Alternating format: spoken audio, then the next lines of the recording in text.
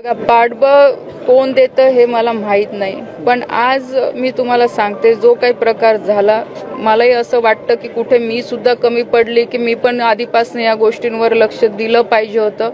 पण इथून पुढे मी तुम्हाला सांगते की ह्या सगळ्या गोष्टींवर आम्ही पण बारकाईने नजर ठेवू. आज माझ्या मुलीसोबत झालं म्हणून मला माहीत पडलं, पण अशा कितीतरी मुलींसोबत महिलांसोबत इथे प्रकार घडत असतील.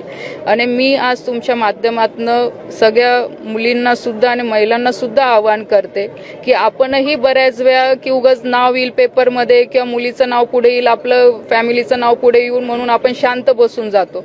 पण त्याचा कुठेही विचार न करता आपल्या मुलीसाठी किंवा आपल्या घरातल्या महिलेसाठी प्रत्येक घरातल्या व्यक्तीने पुढे आलं पाहिजे. आणि ह्या छोट्यातल्या छोट्या जरी घटना असतील तर त्या पोलिसांच्या कानावर घातल्या पाहिजे.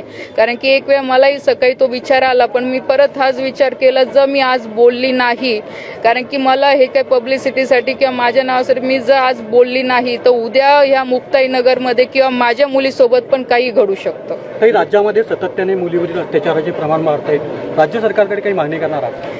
मी राज्य सरकारकडे एवढीच मागणी करेल, कायदे भरपूर आहे, पण ह्या अशा प्रवृत्तीच्या लोकांना ताबडतोब यांच्यावर कठीण मधली कठीण कारवाई केली पाहिजे आणि अशा प्रवृत्तीला संपवलं पाहिजे. ते नारी शक्ती कायदा हे लागू करण्यात आला होता, परंतु आतापर्यंत त्याच्यावरती अंमलबजावणी झालेली नाही.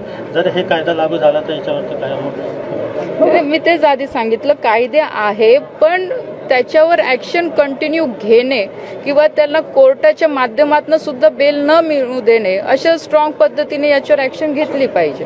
एका लोकप्रतिनिधीचा जो आरोपी जो आहे त्या लोकप्रतिनिधीचा जवळचा कार्यकर्ता आहे, त्याचा नातेवाईक या संदर्भात काय?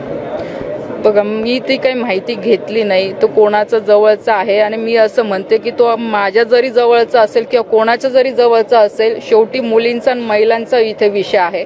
तो माझ्या जरी जवळचा असेल तरी त्याच्यावर ऍक्शन झाली पाहिजे, किंवा कोणाच्याही जवळचा असेल, कोणत्याही लोकप्रतिनिधीचा असेल तो जवळचा, त्याचा विचार न करता त्याने ज्याने गुन्हा नोंद केलेला आहे त्याच्यावर ऍक्शन झाली पाहिजे.